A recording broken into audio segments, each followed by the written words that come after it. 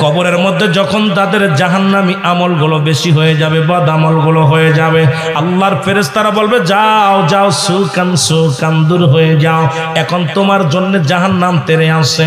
ওই 7টা জাহান্নামের আগুনগুলো তেরে আসবে, জাহান্নামের অগ্নিকাণ্ডগুলো তেরে আসবে। ওই জাহান্নামের মধ্যে পাথর এবং বাদুশকে জ্বালানি হবে।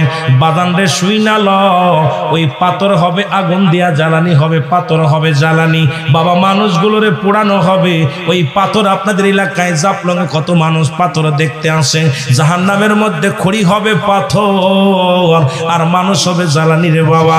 ওদিন কেমনে জ্বালা জ্বলবি, ওই পাথরগুলো জাহান্নামের ভয়ে কান্দে। হযরত মুসা আলাইহিস সালামের জামানায় পাথরগুলো কাঁদতেছিলেন। মুসা নবী কয় পাথর তুই কান্দিস কেন? কয় মুসা রে আমি কান্দি, আমার আল্লাহ আমারে জাহান্নামে জ্বালাইবে, এই ভয়ে আমি কাঁদছি রে।